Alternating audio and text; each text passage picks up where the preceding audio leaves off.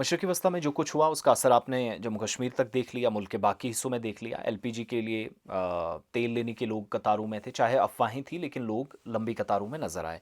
अब इस सारी सूरत हाल का फ़ायदा उन शरपसंद अनासर ने भी उठाया जो मार्केट में हैं, कारोबारी खुद को कहलाते हैं लेकिन दलाली करते हैं। दलाल की हैसियत से थे, अलग अलग जगहों पर काम कर रहे थे। तेल और गैस की लंबी कतारें देख कर या लोग जो इसके लिए इंतज़ार कर रहे थे, मुंतज़िर लोगों की लंबी कतारें देख कर इन लोगों ने क्या करना शुरू कर दिया कि कुछ भी करो, केवाईसी अपडेट के नाम पर लूटो, एक्स्ट्रा पैसा लो।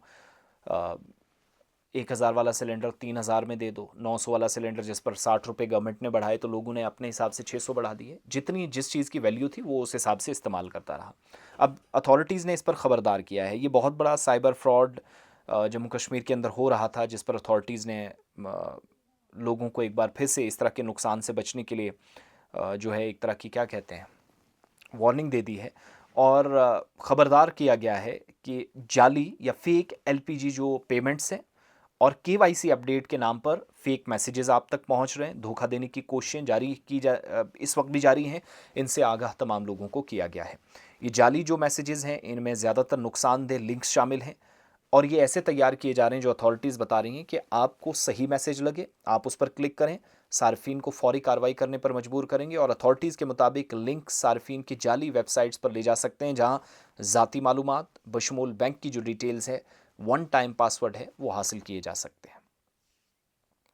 एक तो ये, फिर ये इंतबाह या ये जो वार्निंग एक ऐसे वक्त में जारी की गई है जब मोबाइल सार्फिन को सबसे ज़्यादा टारगेट किया जा रहा है, इनको निशाना बनाया जा रहा है, इनको फ़िशिंग मैसेजेस के ज़रिए धोखा दिया जा रहा है, अपने लपेटे में लिया जा रहा है और इन वाक़यात में इजाफ़ा हुआ है।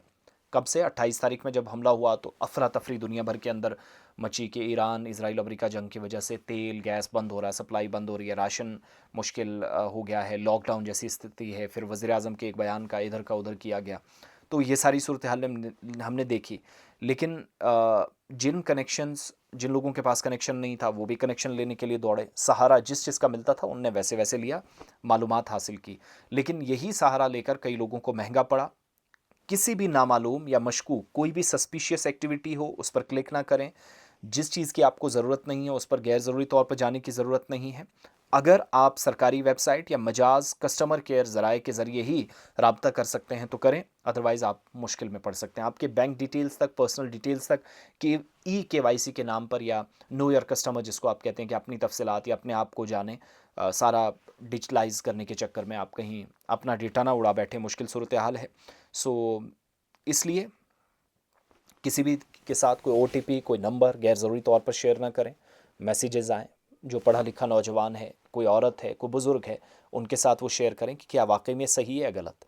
क्योंकि फ़ेक मैसेजेस भी आपको असल मैसेज की तरह पेश पेश किया जाएगा, तो बहुत मुश्किल सूरत हाल बन सकती है।